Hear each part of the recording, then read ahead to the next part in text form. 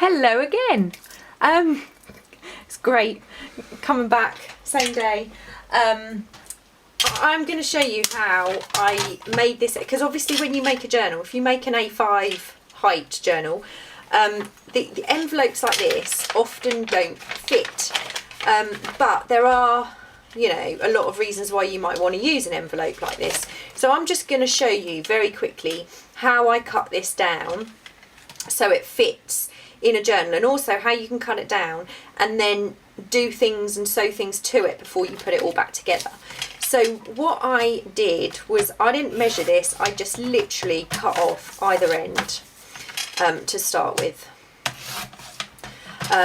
You know, you can be more precise if you want a specific size, and what you would need to do is add an extra centimetre to each end. So you'd have to add 2 centimetres, which is just under an inch, because there are 2.5 centimetres to an inch. There you go. That's my maths for the day. So I again use my cutting board, and I've opened the envelope obviously out. And I'm going to, and the other tip actually is, it's easier to do this before you tea stain it on the fresh envelope, because you actually get a much neater finish. But I haven't got any of these exact envelopes anymore. So I line this up, so I'm cutting at 1 centimetre. Now I can't put my head over, so I'm just going to push in along that seam and push up, and I'm coming down and I'm lining it up with the crease from the bottom of the envelope, and I'm cutting down. So that's how I do it if I'm using my cutting board. Now what I do is I do tidy this up again in a bit. I've only done one side, haven't I, yet, because I'm going to do the other side without, so you can see what I do. So basically I'm just going to fold that in.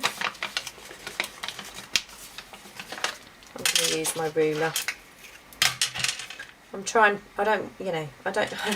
was going to say I'm trying to rush, which I kind of am, because this is a bit of a boring tutorial, I suppose.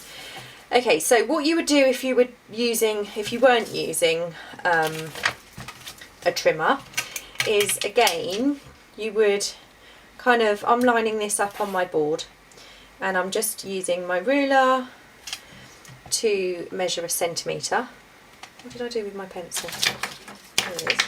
And this time I'm going to draw a line down there and along here.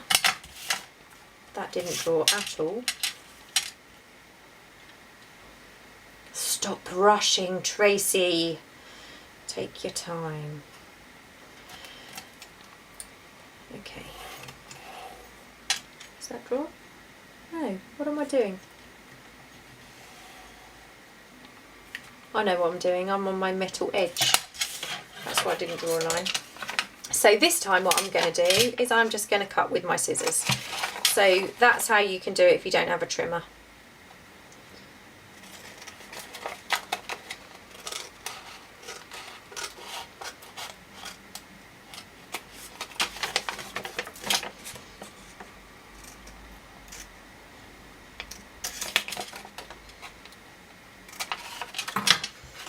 Okay.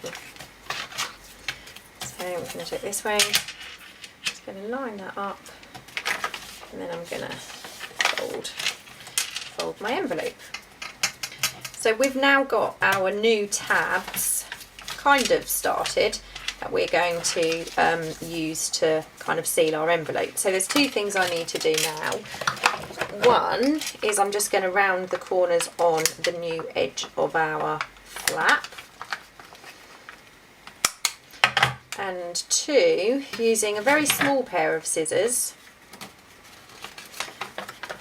I'm just going to kind of round this,